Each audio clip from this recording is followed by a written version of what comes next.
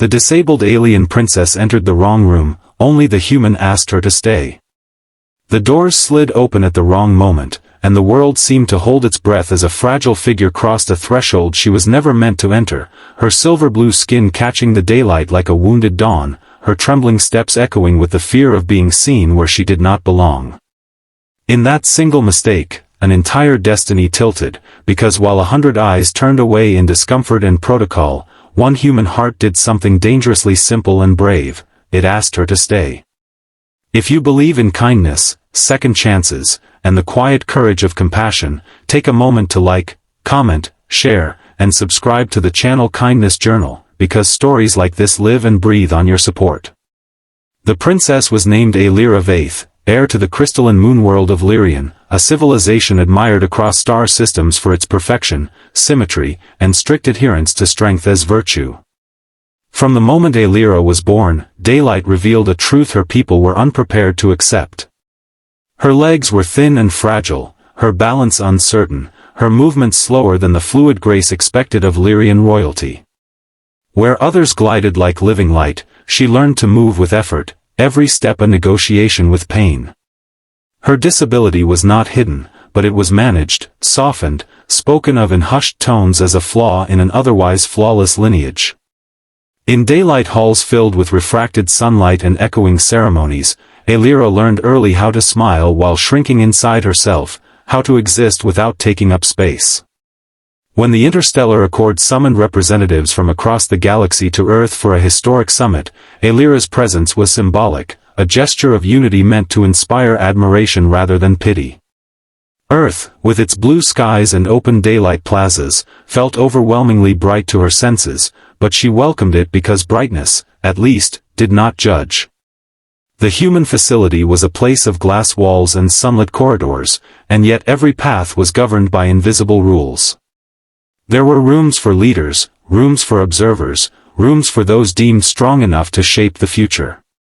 Aelira, escorted by attendants trained to shield her from both danger and embarrassment, was meant to wait quietly in a reception chamber until summoned. But accidents do not announce themselves. Aelira followed a wrong signal light, misread a shifting floor pattern, and entered a modest conference room flooded with afternoon sunlight. The room held only one occupant, a human named Elias Morin, an infrastructure engineer tasked with maintaining Earth's side of the summit facilities. He was not powerful by title, nor impressive by rank, just a man with tired eyes and a habit of noticing details others overlooked. He looked up from his tablet and saw not a threat or a mistake, but a frightened young being standing alone, bracing herself against the doorframe as if the world might push back. In that daylight silence, Aelira expected the familiar reaction: alarm, correction, polite removal. Her attendants had already begun to move, their faces tight with urgency. But Elias did not rise in authority or gesture for guards. He simply stayed where he was, grounded, present, and the room seemed to soften around that choice. He recognized the stiffness in her posture, the way she leaned her weight unevenly, the small tremor she tried to hide. He understood disability not from textbooks but from life, from years caring for an aging parent whose steps had grown uncertain under the same sunlit skies. The challenge for Aelira had never been survival, it had been belonging. Her people valued efficiency, perfection, and contribution measured in speed and brilliance. She had been trained endlessly to compensate, to work harder, to be grateful for accommodations that felt like apologies. Every daylight ceremony reminded her that she was loved, yes, but also tolerated. On Earth, in the wrong room at the wrong time, she braced herself for the same careful dismissal. Instead, Elias asked her to stay, not as a command or a negotiation, but as a simple invitation grounded in humanity. He recognized that rooms were only wrong when kindness was absent. The attendants hesitated, protocol warring with uncertainty, and in that pause, Aelira experienced something unfamiliar: choice. Daylight streamed across the table between them, illuminating dust motes drifting like tiny planets, and for the first time, she did not feel like a problem to be solved. As minutes stretched into an afternoon, something shifted. Aelira rested, her muscles relaxing enough to breathe without pain. Elias returned to his work, careful not to stare, offering presence without pressure. The summit beyond the walls continued with its grand speeches and rehearsed optimism, but in that quiet room, a smaller, truer exchange unfolded. Aelira watched Earth's sky through the glass, noticing how clouds moved freely without symmetry or perfection, beautiful precisely because they were allowed to change. Word of the incident spread quickly, not as scandal, but as confusion. Why was the princess not where she was assigned? Why was she alone with a human technician? Her advisors worried about optics, about weakness interpreted as vulnerability. Aelira felt the familiar tug of obligation tightening around her chest, urging her back into the correct shape of expectation. Yet something inside her resisted. The wrong room had shown her a version of herself that existed beyond apology. Daylight meetings resumed, and Aelira was called to appear. She stood, legs aching, determination trembling but intact. Elias noticed and quietly adjusted the room's lighting to reduce glare, lowered a chair height, small acts of inclusion performed without announcement. It was not heroism, it was respect. That difference mattered more than either of them realized. When Aelira finally returned to the official chambers, she carried with her the memory of being allowed to stay. Her voice, when she addressed the assembly, did not follow the scripted cadence prepared for her. In the broad daylight of Earth's council hall, she spoke of systems built for perfection and the silent cost paid by those who did not fit. She spoke of strength measured not in speed, but in patience.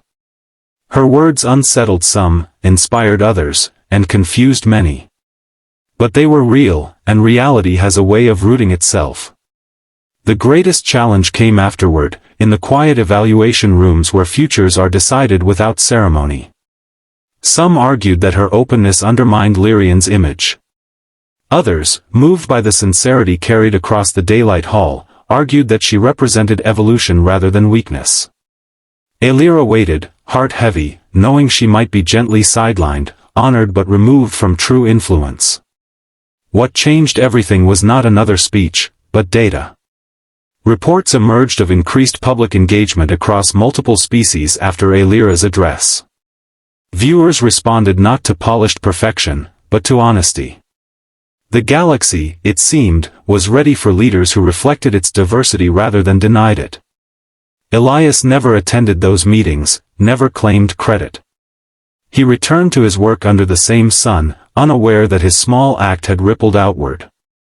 Aelira was granted not only continued representation, but authority to shape accessibility standards across interstellar facilities.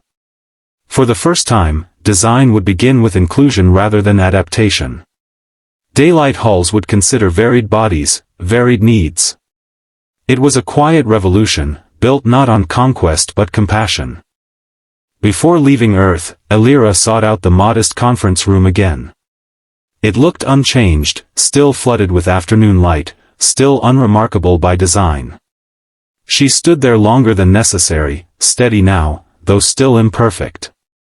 She understood that belonging was not granted by birthright or strength, but by moments of shared humanity. If this story has begun to stir something inside you, if you feel the weight of that quiet courage and the power of small kindnesses, stay with it until the end, because some truths arrive gently and linger long after.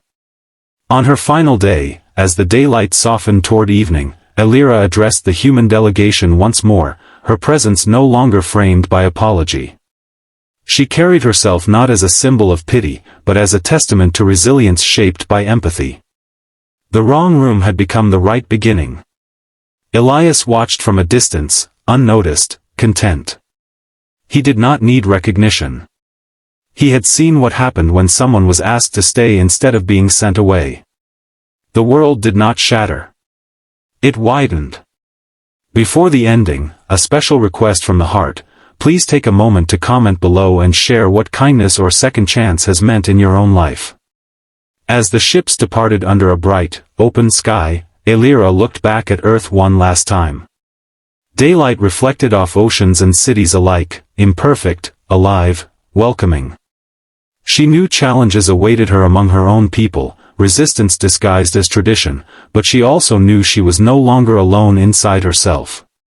The wrong room had taught her that spaces could change, systems could bend, and hearts, when given the chance, could choose compassion over comfort.